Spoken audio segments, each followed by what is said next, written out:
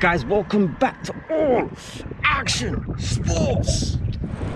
And we want to talk about, well, you can see who's on the screen. Like, I don't even need to, you can see who we're about to basically talk about right here.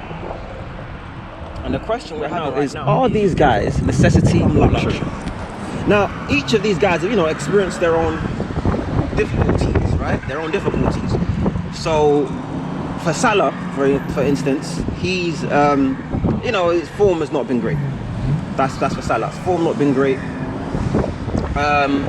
For Odegaard and Cole Palmer, well, Cole Palmer's the one, he's one we can say is a bit unfair that he's on this list. But the way Chelsea are playing and the guys that are in place are doing so well that you've got to question it. You know, you've got to ask this question now. You know, and essentially throw him in a hat because it's good. It makes for good debate. Put it that way, right? So Salah being out of form. Hold on, guys. Let me just speed it up. Hold on.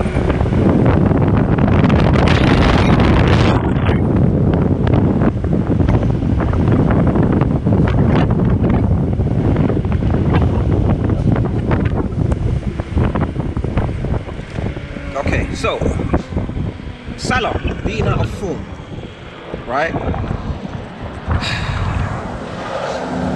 The thing about it is that Liverpool have players, attackers, right, that can come in and do the job, but not only do an attacking job, right, a efficient attacking job, they can also defend. So they have the energy to defend and so forth, and that's what the main thing that Salah's missing right now. You know, there was a point in time in Salah's heyday where he could do both.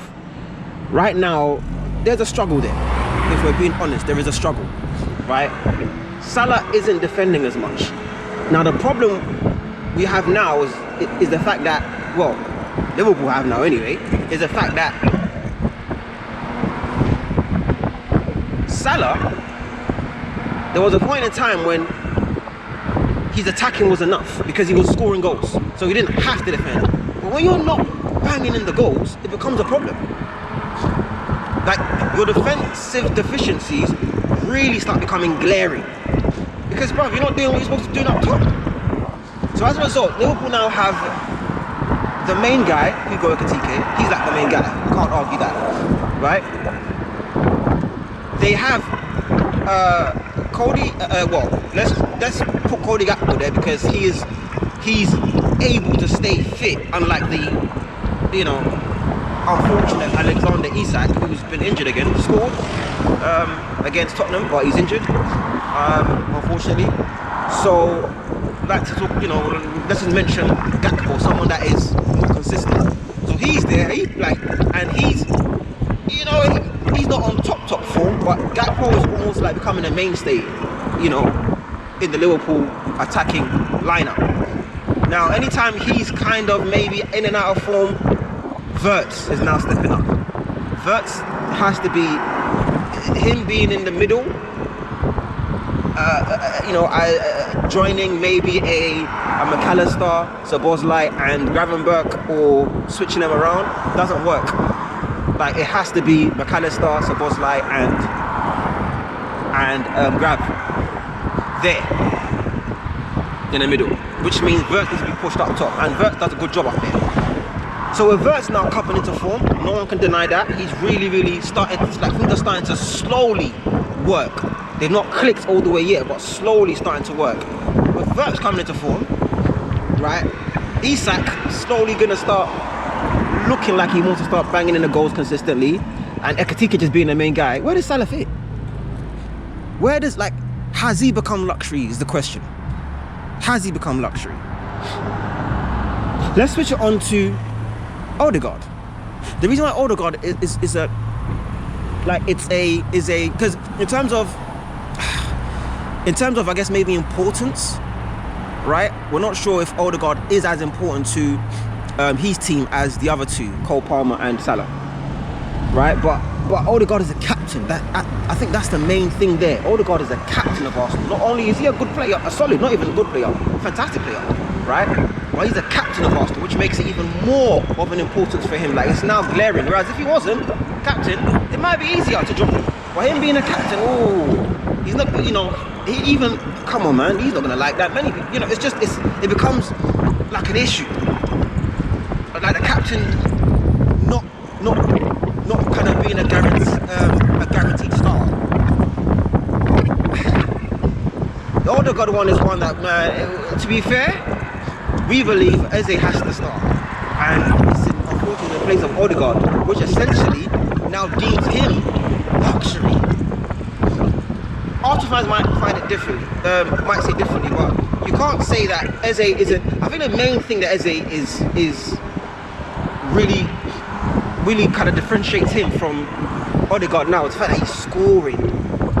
You know, he's producing chances. I guess not as much as Odegaard, but I don't know what the stats will say on that. Basically, that could be the case, in fact. But let's just give that to Odegaard. He produces more chances and so forth. Cool. But the goals cannot be replaced, man. And the fact that Eze is scoring, not just scoring just 1 or 2, man, got a hat trick in the game. That's very rare for, you know, a midfielder or even attacking midfielder to do. It's more like, okay, attacking midfielder scored a goal and he created 2 chances. So, you know, that's 3 goal involvements. No, forget that. He went to go banging 3 goals. Was it 4 or was it somebody else? If I'm not mistaken. But long story short, he's adding in something that is, you cannot replace, that it cannot be, and that's goals. So that makes Odegaard, oh man, are you luxury? Again, this is a question for Gunners. Is Odegaard luxury?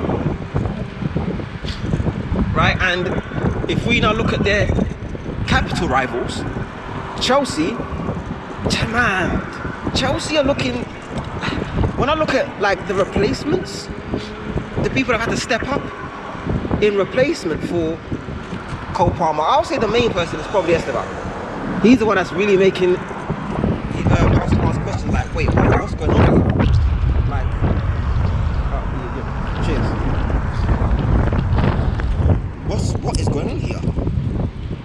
Esteban is really, if we look at it, that's a person that Cole Palmer can really. I mean, if you look at the other side, the left hand. See the left hand side again, just if you need to. Oh man. Well, if that's the case, if I can't recollect who plays on the left for Chelsea, then maybe that's where Cole Palmer needs to go, right? Because Pedro needs to just be in the beginning, like he has to start as the main striker, right? And okay, cool. If he's the main striker, who's then next? Esteban is looking like he's also jumping. I guess it's the left, basically, right? It's the left hand side, which again I might be missing somebody. Chelsea fans are gonna roast me right now, right? For not knowing, because I should know, but it's just I guess a momentary lapse, right? Forgive, please. Well, okay, so the question is though, is Cole Palmer luxury? Again, listen, even I had to giggle with it because again, we're just throwing this guy in the hat because to be fair, he's been injured, and the thing about it is Chelsea haven't. I mean, I shouldn't say they've not missed a step, but yeah, yes, there's been some sort of struggle there. So, all right, so we've got to ask a question, man. You know, Cole Palmer,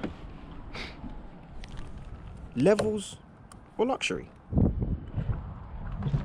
Levels or luxury? And sorry, Cole Palmer, necessity or luxury? I mean, again, it would be unfair to essentially remove whoever is basically in those positions right now, because Cole Palmer won't be someone that can be fitting in the middle of the park next to, you know, like I say, the rest. So he has to basically have top scorer. Does it make sense? Is he gonna fit? These are the questions you gotta ask. So again, listen, he's the one that's the most one we're gonna question, and we know where it's a stretch, but it's for good debate, you know, it makes for good debate, you know. Necessity or luxury right now. For the long term, we know Cole Palmer's, you know, it is what it is. Like we already know that he's gonna be it's a necessity thing, right? But I mean, for Salah, like it's, you already know what that one is in terms of long term. Come on. And for Odegaard as well, it's a bit tricky, man. But for Cole Palmer, just for now, does he walk into the team? I guess it is what it is. But let us know what you guys think, man, of these three players, these three, you know, Premier League giants. You know, necessity or luxury right now. This has been All Action Sports. Signing out.